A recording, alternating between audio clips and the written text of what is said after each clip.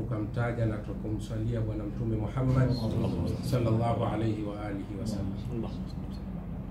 Hakuna jambo kubwa walilopata binadamu kama kukaa mbele ya mtume na kumuona mtume. Ndio katika kasida tulotoa, man raa wajhaka yas'ad, mwenye kuona uso wako mtume ashakuwa mtu mwema. Ile kwa umemuona mtume tu imetosha kwa wewe ni mtu mwema. Mmoja katika aulia alisema, mwenye kuniona mimi ataingia peponi, mwenye kuniona mimi ataingia peponi. Jamaa kabisa, la umezidi. Watu wamemuona mtume ataingia motoni, wenye kukuona wewe ataingia peponi, ni vipi? Akaambia wale wamemuona Muhammad bin Abdullah, hawakumuona Muhammadur Rasulullah. Nani alomuona Muhammadur Rasulullah akaingia motoni? Hakuna. Wale walimuona Muhammad bin Abdullah ni wingi walomuona, lakini kumuona mtu ni kumuona kwa maana ya hakika. Ukamuona kwa kuwa umemuona. Ni nani alomuona Muhammadur Rasulullah kisha aingie motoni?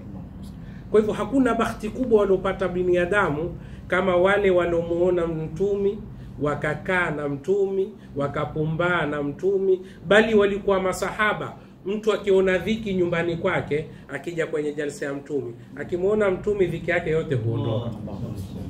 Kwa nafsi ya ru'ya, ile kumuona mtumi tu, ile matatizo yake na dhiki zake zote huondoka. Na kwa nini siondoke na mtumi? Hata kuona binadamu vitu alikuwa vikimuona mtumi vote alikuwa vikimcherehekea mtumi. Viwingu hasa kasida maarufu ya Abu Talib, ami yake mtume sallallahu alayhi wa sallam, walipokuwa imeingia chaka Maka na mtume ni mtoto mdogo, Abu Talib akamchukua mtume akaenda naye mpaka kwenye Al-Kaaba, akamshikisha Al-Kaaba. Kwa baraka ya mtume mvua ikanyesha. Hata mtume baada kwa yuko Madina ashapatiwa utume, alikuja mtu mbedwi kwenye msikiti wa mtume, akamwambia ya Rasulullah, mvua imekatika, wanyama huangamia, inua mikono yako tu utuombee kwa Mwenyezi Mungu Subhanahu wa Ta'ala. Mtume sallallahu alayhi wa sallam akainua mikono yake kumuomba Mwenyezi Mungu Subhanahu wa Ta'ala. Hakuiregesha mikono pahali pake ila na mvua nayo imeteremka. Na masahaba sema wakati huo alikuwa kiwingu kiko wazi, hakuna adna ya kiwingu, lakini imeinuka mikono ya Al-Habibul A'lam sallallahu alayhi wa sallam. Mikono kama ile haikuteremka ila mvua imeteremka. Ndio Mtume sallallahu alayhi wasallam akasema, lau kana Abu Talib hayyan la qarrat aynahu, lau kama Abu Talib angalikuwa hai mato yake angalifurahi moyo wake. Man yudhakiruna biqauli Abi Talib, Mtume asema nani atatukumbusha kauli ya Abu Talib? Sayyidina Ali alayhi salam hapo akainuka akaambia, la'allaka turidu qawlahu wa abyalla yustasqa al-ghamamu biwajhihi thimala al-yatama ismatan lil-aramili yaludhu bihi al-hullaku min ali hashimin fahum indahu fi ni'matin wa fawavili.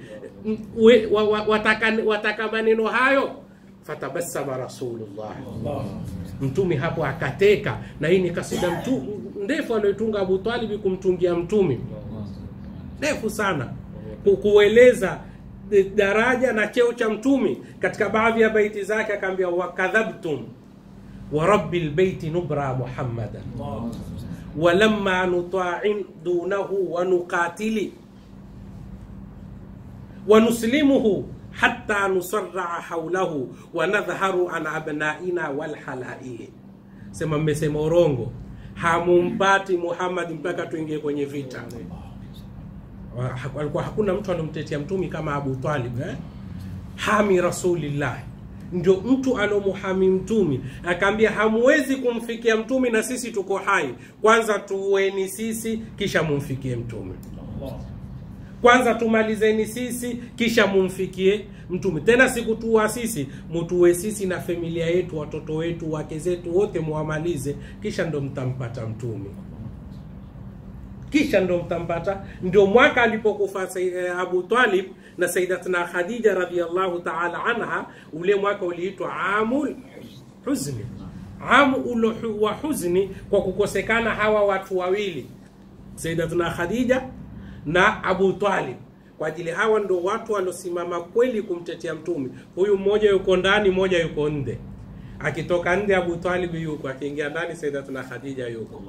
Na wewe ukapata bahati hiyo, upate mke na upate mtu uko nje, basi wewe faala dunia salam. Ukiingia nyumbani raha, ukitoka kuna mtu wa kukutetea. Lakini si majumba yetu tulionayo haya. Mwenyezi Mungu yatengeze majumba yetu inshallah. Huyu akiingia ndani ya nyumba yuwaona raha. Ulama yukwambia Sayyidatuna Khadija ilifika wakati, manake Sayyidatuna Khadija alikuwa hayumo katika kuingia katika ile shiibi ya Abi Talib. Waliwekewa ni Banu Hashim, na yeye katika Banu Hashim. Lakini alipoingia mtumi kwenye shiibi ya Abi Talib, na Sayyidatuna Khadija naye aliingia kwenye shiibi ya Abi.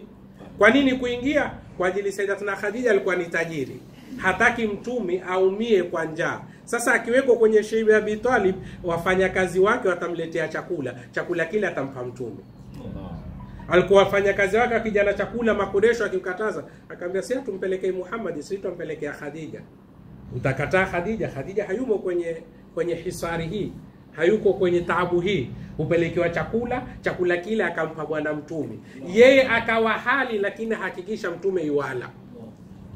Na Abu Talib naye akajitolea kumtetea mtume sallallahu alaihi wasallam, mpaka akasema wa abyadha, mtume ni mweupe, weupe wa moyo, weupe wa sura, weupe wa kila kitu yustaskal ghamamu biwajhihi, uso wake ikiangalia kiwingu, kile kiwingu huteremka. Kiwingu hufuata uso wa mtume. Allahumma salli ala Muhammad. Kile kiwingu kuna hamu ya mtume.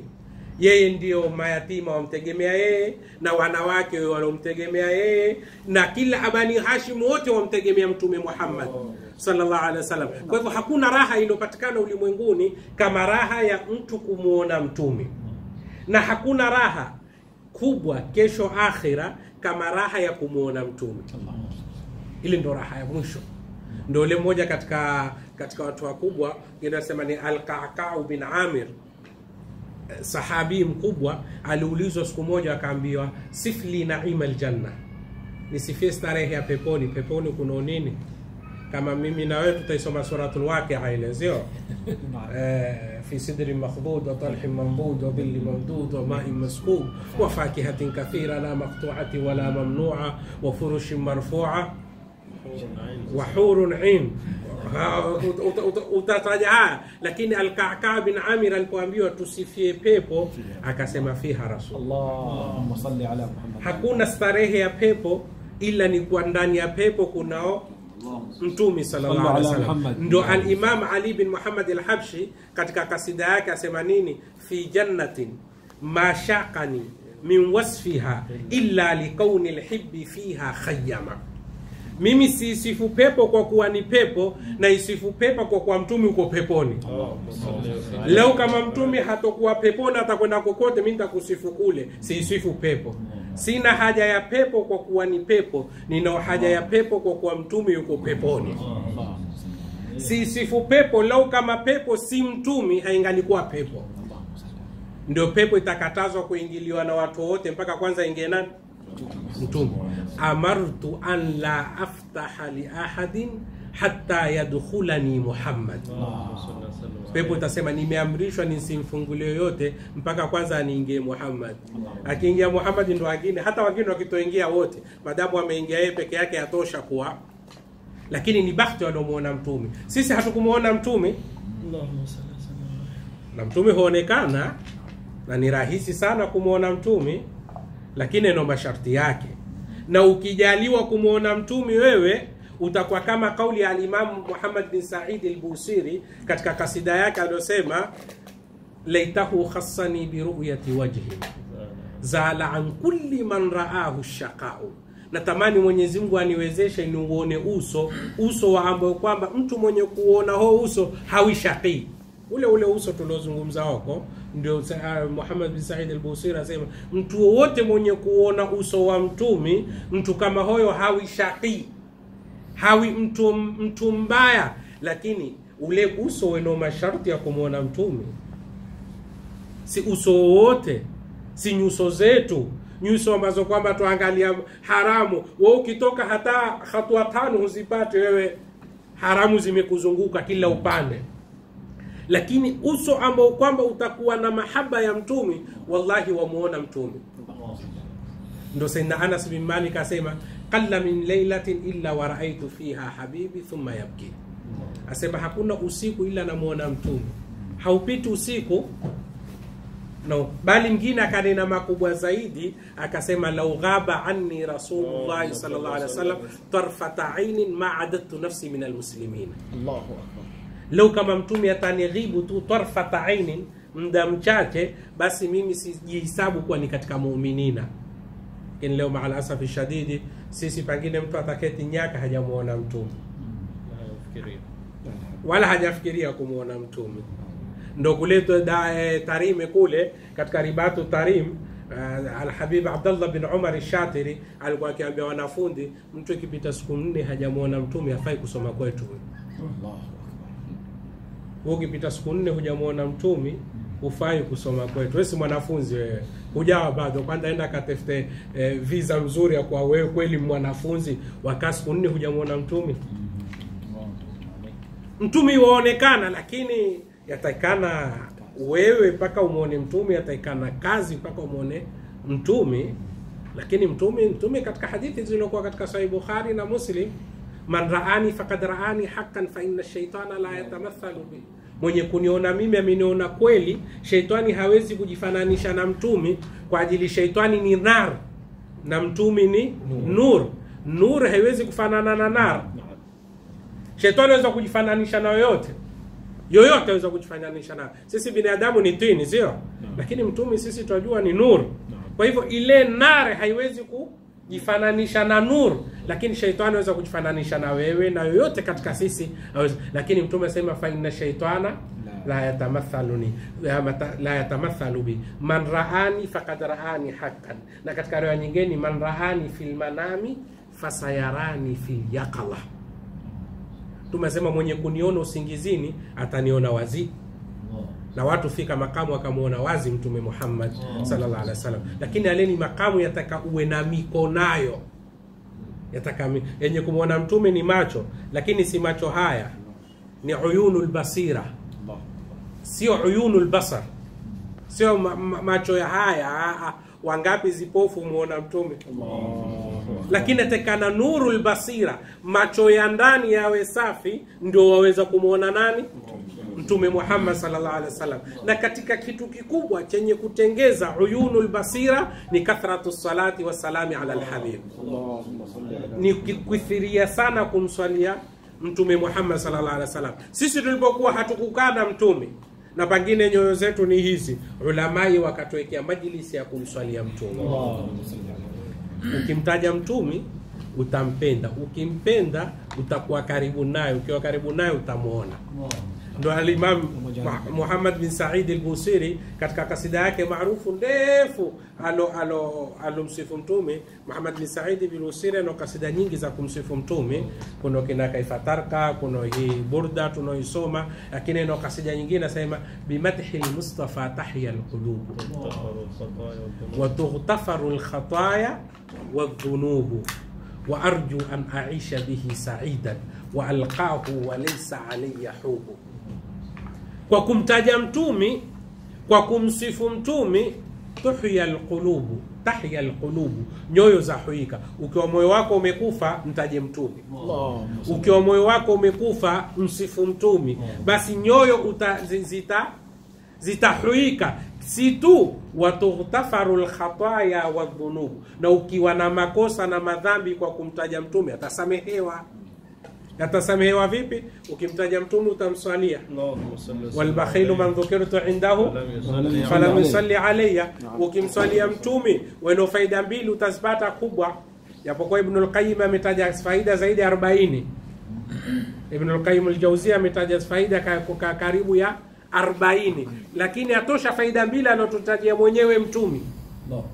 Ukikithirisha kumswalia Mtumi weno faida mbili, moja ya duniani, moja ya akhira. Ya duniani tukfa hammak, utakuwa huna hamu. Leo hayo mahamu yameua, sio yamezidi, yameua hasa. Leo kila mmoja umuonaye eneo hamu tu, tajiri eneo hamu, maskini eneo hamu, mwenye nacho eneo hamu, asokuwa nacho eneo hamu, mkubwa eneo hamu, mdogo eneo hamu. Leo mtoto mdogo, zamani mtoto mdogo pengine miaka 7 10 hana hamu, hamu yake ni kutoka kucheza kwenye mchanga. Leo mtoto miaka 7 eneo hamu wa kuinuka saa 10 abebe begi ndio kusoma. Tena lile begi sangine haliwezi, lakini amelibeba tu enda unalo. Mtoto mdogo, lakini Uislamu wetu fundisha mtoto mpaka miaka 7 hapo chochote. Sisi wamelala sivyo. Sisi taka mtoto miaka 4 aanze kulibeba begi, haliwezi. Kule mmoja Mombasa alionekana mtoto akibeba begi kubwa, amelivaa begi. Sasa jamaa akasema, mboni begi kubwa ile amelivaa namna hii? Akaambia huyu babake ndo akili. Akili gani? Amempa begi kubwa, akifeli skuli asikose kazi Kilindini. Iko skuli utafeli, lakini mzigo utaweza kunini? Hamali utakuwa tu. Lakini uhamu tuliokuwa nazo, mtoto mdogo eno hamu, mtu mkubwa we mkubwa ndio kabisa eno hamu, na mdogo naye eno hamu. Imekuwa hakuna mtu aliyoko na raha ulimwenguni.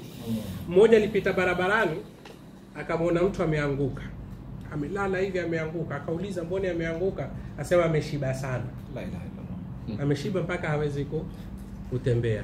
Akaenda khatawati fulani, akifika akamwona mtu mwingine ameanguka. Mboni na huyo ameanguka? Akaambia huyo ina njaa. Akasema angalia dunia.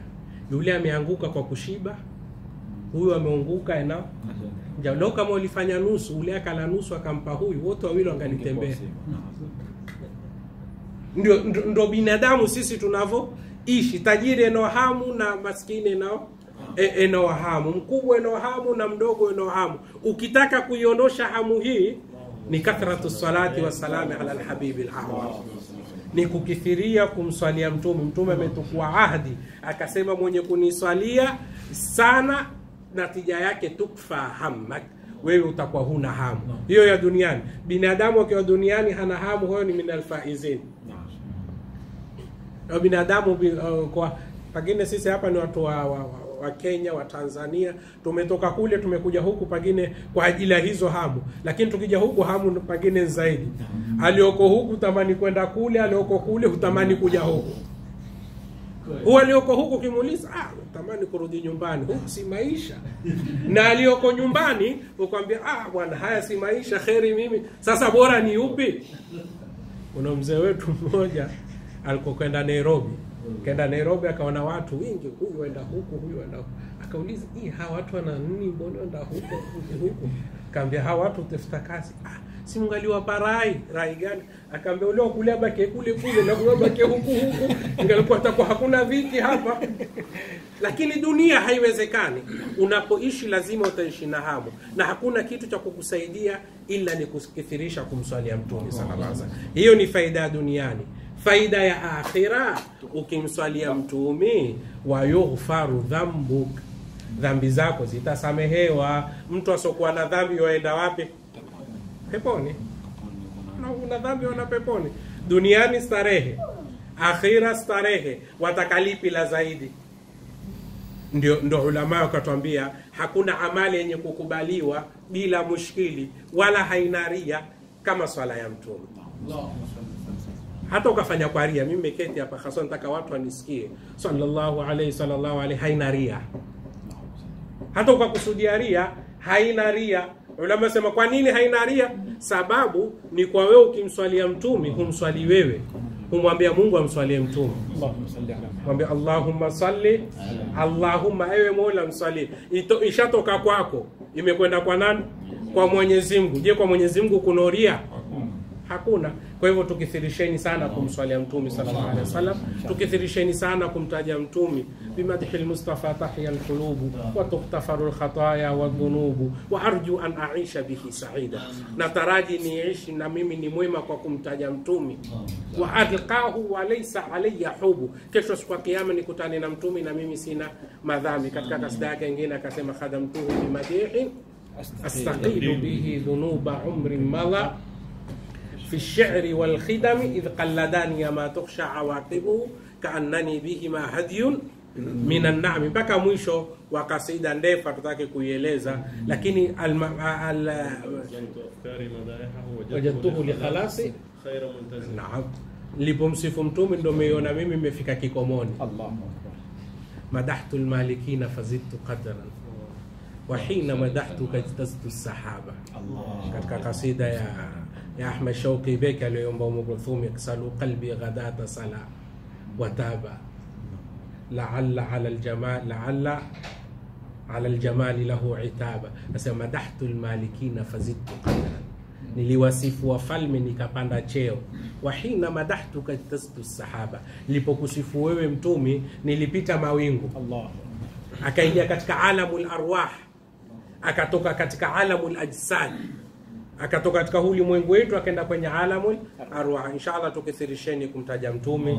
Haya matihaki yaliyoko katika duniani dawa yake ni salatu ala nabi, na tuwe yani tufanye bidii tukurubiane na mtume. Na kukurubiana kwa mtume ni kumpenda, ni kumsifu, ni kumfuata, kila wakati aweko mbele ya macho yako. Mtume akupenda na wewe mpende, mtume uko karibu na wewe na wewe kuwa karibu na yeye. Inshallah Mwenyezi Mungu atuwafikie katika haya tuliyofanya, si machache, haya ni mingi. Tuna maulidi si machache. Angalia ule unayemsifu, usiangalie wewe unayesifu kitu chochote. Angalia ule unayemfanyia, usiangalie wewe unaofanya. Usiangalie mimi nini bwana, angalia ule unayemfanyia nani.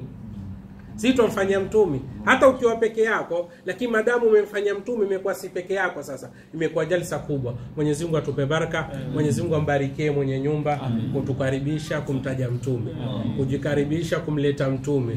Leo mtume ajua nyumba fulani ametajwa yeye, basi alama hii. Leo majumba yetu pengine tunatangaza kwa vitu visokuwa na maana. Utaingia nyumbani utajua hii nyumba ya Manchester. Utaingia nyumbani utajua hii nyumba ya Arsenal au ya nini. Ukiingia tu kuna alama zake utazijua. Sisi tunataka tuingie nyumba, ukiingia ujue hii nyumba ya mtume sallallahu alaihi wasallam. Mwenyezi Mungu atujalie kila la kheri, atuondoshe kila la shari. Mwenyezi Mungu atuafikie katika kila ambalo kwamba ataliridhia duniani na akhira. Inshallah mimi hapa nitakoma, lakini habibi yuko, sijui barnamiji yao ni vipi. Sisi tumefanya ufidhuli tukazungumza mbele yao. Inshallah taala ikiwa ni akheri, tutawatarajia taufiki ya Mwenyezi Mungu inshallah taala. Wassalamu alaykum wa rahmatullahi.